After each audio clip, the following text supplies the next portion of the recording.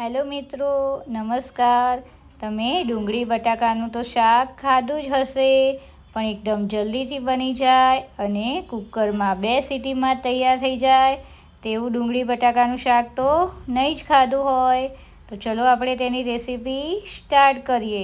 સૌપ્રથમ આપણે ડુંગળી અને બટાકાને કટ કરી લેવાના છે. આ રીતે આપણે છાલ ઉતારીને બટાકાને કટ કરીશું અને ડુંગળીને પણ આ રીતે કટ કરી લેશું.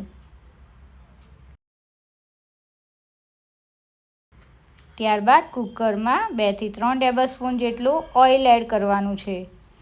ઓઇલનું પ્રમાણ તમે તમારા શાકની ક્વોન્ટિટી ઉપર રાખી શકો છો.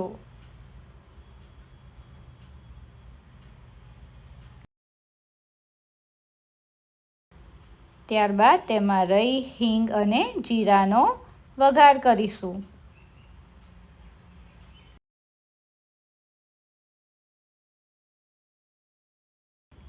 ત્યારબાદ તેમાં કટ કરેલી ઓનિયનને આપણે એડ કરવાની છે.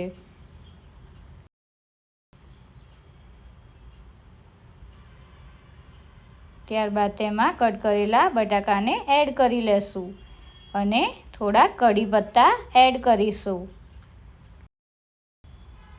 ત્યારબાદ સ્વાદ પ્રમાણે મીઠું એડ કરીશું, થોડીક હળદર એડ કરીશું, સ્વાદ પ્રમાણે મરચું એડ કરીશું અને થોડુંક ધાણા જીરું એડ કરીશું.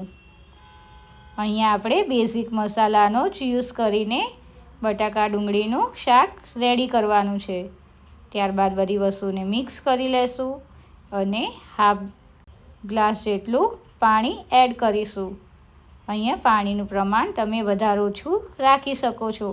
જો તમને રસાવાળું શાક જોઈતું હોય તો તમે પાણીનું પ્રમાણ વધારે રાખી શકો છો.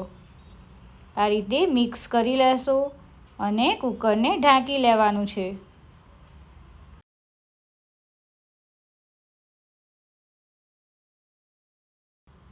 ત્યારબાદ તેને 5 મિનિટ કૂક કરી લેશું. 2 સીટી વાગે ત્યારબાદ આપણે ચેક કરી લેશું કે આપણું શાક રેડી છે કે નહીં.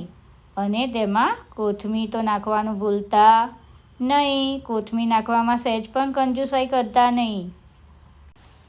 બન્યું છે ને એકદમ મજેદાર, જોઈને જ ખાવાનું મન થઈ જાય તેવું. એકદમ જલ્દીથી બની જાય છે અને કોઈક મહેમાન આવી હોય તો કુકરમાં ફટ લઈને બની જાય છે. તેથી આ રેસીપી એકવાર જરૂરથી ટ્રાય કરજો. વિડીયો ગમે હોય તો લાઈક કરવાનું ભૂલતા નહીં. શું તમે આ રીતે કુકરમાં બટાકાનું શાક બનાવ્યું છે કે નહીં તે કોમેન્ટ કરવાનું ભૂલતા નહીં. Thank you. Subscribe my channel and join Cooking with Disha. Wow!